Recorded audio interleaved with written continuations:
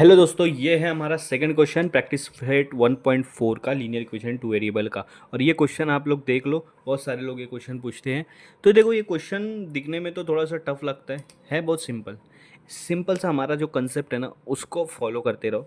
क्या करना है, 10/x+y, यहाँ देखो 15/x+y, ये एक इक्वेशन है, ये दूसरी इक्वेशन है। लेकिन आप पहला टर्म दोनों में देखोगे तो नीचे वाला सेम है, दूसरा टर्म दोनों में देखोगे तो नीचे वाला सेम है और सेम होगा। तो इसको कैसे लिखना है, मान लो यहाँ पे लिखो कि हाँ, इसको मैं ऐसा लिखूँगा 10 × 1/x+y।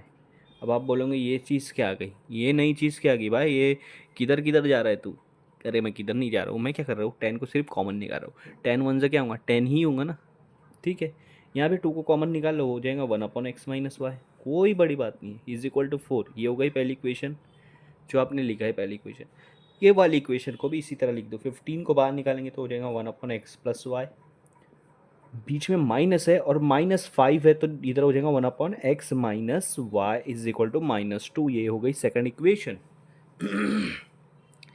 अब क्या करोगे, अब करना है यहाँ पर देखो 1/x+y, नीचे भी सेम है, 1/x-y नीचे भी सेम है। तो आप मान लो कि 1/x+y जो है मैं उसको a मानता हूँ, 1/x-y है मैं इसको b मानता हूँ। समझ में आया, समझ में आया। मैं q कॉमन निकाल रहा था। अब देखो 10 के बाद 1/x+y है, उसको मैंने क्या मान लिया, a। तो जहाँ 1/x+y है उसको a लिख दो, 10a+2। 2 के बाद 1/x-y है, उसको मान लिया b इज इक्वल टू 4। देखो हो गई, ये तीसरी इक्वेशन नई इक्वेशन बन गई। हो गई ना आपकी वो जनरल इक्वेशन फॉर्म में। कितना सिंपल है यार। देखो नीचे वाले को भी ऐसे लिखते 15 1/x+y की जगह a, -5 1/x-y की जगह b is equal to -2। Fourth equation, ये दो इक्वेशन आ गई। तो इसको सॉल्व करो। अब आप कैसे सॉल्व करते हैं वो आपका साइमल्टेनियस इक्वेशन में सॉल्व करूँगा। तो मैं देखो क्या करूँगा, इधर सिंपल सा देखो, मुझे या तो ए या तो बी, इन दोनों में से कोई भी एक सेम करना है, ये फर्स्ट रूल है। तो 10 और 50, ए पे ए का कोएफिशिएंट है 10 और नीचे वाले ए का कोएफिशिएंट 15, सेम नहीं है। यहाँ पे बी का कोएफिशिएंट 2 है, यहाँ 5 है, सेम नहीं है, तो सेम कर रहे हैं। देखो मैं क्या करूँगा, ये 2 और 5 पे ध्यान दो। 2 को 5 की तरह बना नहीं सकते क्योंकि 2 और 5 दोनों सेम टेबल में नहीं आएंगे।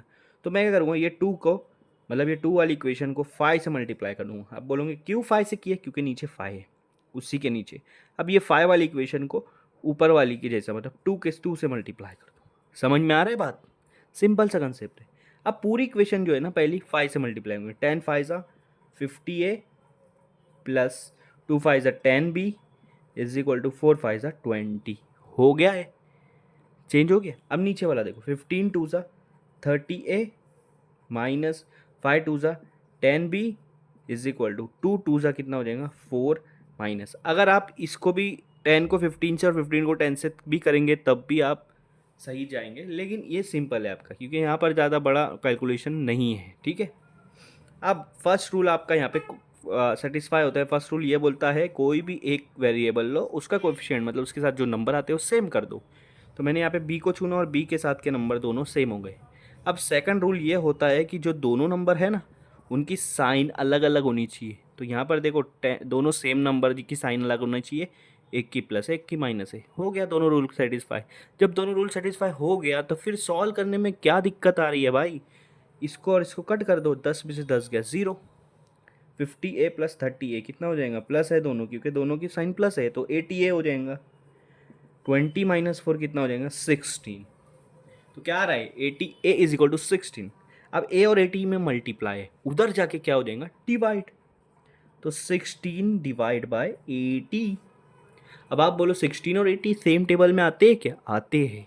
16 वन हर बार नीचे से कट करना, पहले शुरुआत करना, ऐसे ज़रूरी नहीं होता है, ऊपर से भी करते हैं। ठीक है, 16 वन 16, 16 5 80, क्या है 80।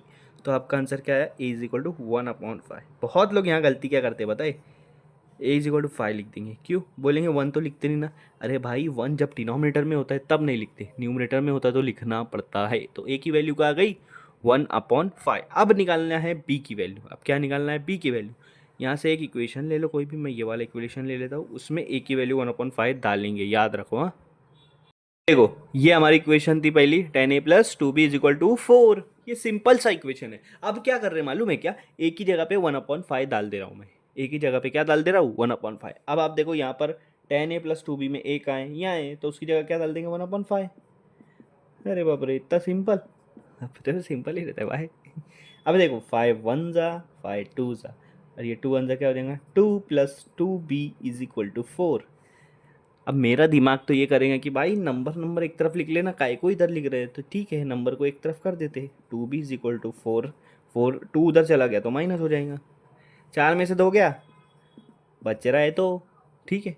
अब ये दो जो है बी के साथ डिवाइड कर दो उधर लेके जाके, डिवाइड डिवाइड, तो 2/2 क्या हो जाएगा, 2 1 जा 2, 2 1 जा 2, बी क्या आ रहा है 1, बी की वैल्यू क्या आ रही है 1। सिंपल कंसेप्ट है यार, बी की वैल्यू 1 आ गई, ए की वैल्यू 1/5 आ गई।